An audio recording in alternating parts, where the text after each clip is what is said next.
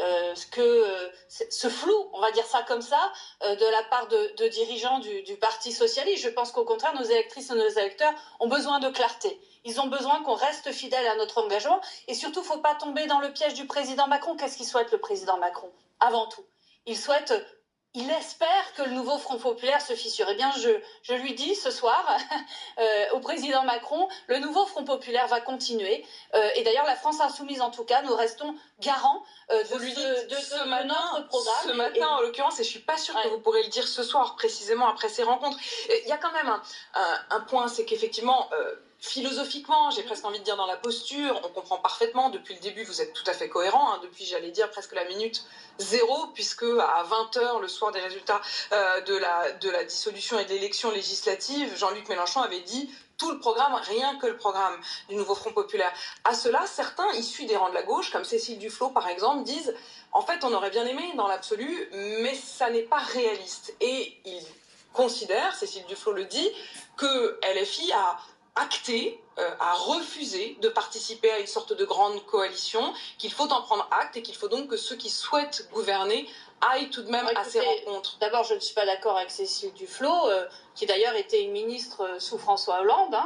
Je pense qu'aujourd'hui, plus que jamais... Enfin, François Hollande, pardon, il fait partie de votre NFP, non? Oui, je le dis. Eh bien, je le dis, nous ne sommes pas pour reproduire ce qu'a fait par ailleurs la gauche sous les 5 ans de François Hollande. Les électrices et les électeurs ont besoin d'une rupture avec la politique. C'est très bizarre de dire une rupture, alors que dans vos rangs, il y a le président même, dont l'ancien président même... Apolline de Malherbe, ce qui compte, vous le savez, c'est ce programme de rupture sur lequel les 193 députés du nouveau Front populaire ont été élus. Et je vais vous donner en fait un exemple. Allez-y. Celui de l'Italie. D'accord? Et je vais vous dire pourquoi il est essentiel que nous tenions bon sur notre programme de rupture. En Italie, il y a eu un gouvernement technique en 2021-2022. Vous vous souvenez, Draghi. D'accord? Et en fait, au moment de ce gouvernement technique, il n'y a pas eu d'opposition réelle de gauche. La seule opposition qui est apparue, c'est celle de Giorgia Meloni. Au coup d'après, à l'élection d'après, qui est arrivée au pouvoir? L'extrême droite. Et je le dis aujourd'hui, nous avons cette responsabilité, y compris pour que l'extrême droite n'arrive pas au pouvoir.